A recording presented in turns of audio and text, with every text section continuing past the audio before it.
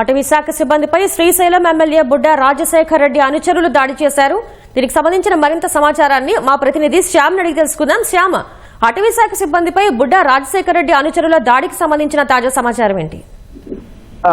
శ్వేత, కొద్దిసేపటి క్రితమే శ్రీశైలం 1వ పట్టణ పోలీస్ స్టేషన్ లో నెక్కంటి రేంజ్ కి సంబంధించినటువంటి అధికారులు సిబ్బంది 1 టౌన్ పోలీస్ స్టేషన్ లో 1 టౌన్ సిఐని కలిసి ఒక ఫిర్యాదు చేశారు. ఆ ఫిర్యాదులో వాళ్ళు పేర్కొన్న విషయాలు ఏంటంటే, నిన్న రాత్రి శ్రీశైలం ఎమ్మెల్యే బుడ్డా రాజశేఖర్ రెడ్డి శిఖరేశ్వరం వద్ద, అంటే శిఖరం అని చెప్పి ఒక ప్రాంతం ఉంది, అక్కడ ఫారెస్ట్ చెక్ పోస్ట్ కూడా ఉంది. ఆ ప్రాంతంలో బుడ్డా రాజశేఖర్ రెడ్డి ఎమ్మెల్యే అటవీ శాఖ సంబంధించినటువంటి ఒక వాహన డ్రైవర్ కరీముల్లాను దౌర్జన్యంగా ఆయన మీద చేయి చేసుకున్నారు.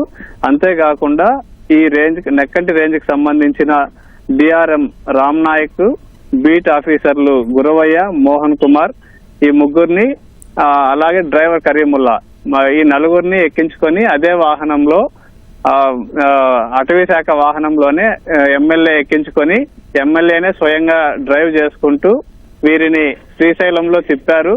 అంటే శ్రీశైలం ఔటర్ రింగ్ రోడ్ లో తిప్పి ఒక కాటేజీ వద్దకు తీసుకెళ్లి, ప్రైవేట్ కాటేజీ వద్దకు తీసుకెళ్లి వారందరినీ కూడా నిర్బంధించారు. మమ్మల్ని నిర్బంధించి మా పైన శ్రీశైలం ఎమ్మెల్యే అనుచరులు దాడి చేశారు.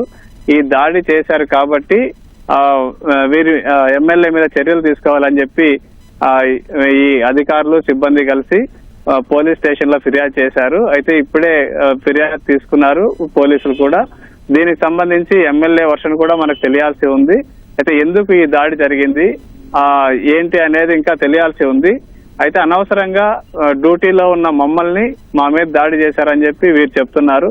అయితే ఎమ్మెల్యే వర్షన్ కూడా తెలియాల్సింది. మొత్తానికైతే వీరు ఫిర్యాదు చేసిన మాట వాస్తవమే. ఈ ఫిర్యాదులో ఈ విషయాలన్నీ కూడా పేర్కొన్నారు. మా మీద దాడి చేశారని చెప్పి కూడా వారి దగ్గర ఉన్న ఎవిడెన్స్లు కూడా ఇచ్చారు. సీసీటీవీ ఫుటేజ్ కూడా ఇచ్చినట్లుగా మనకు తెలుస్తుంది.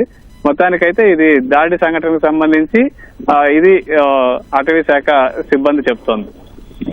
ధన్యవాదాలు శ్యామ్.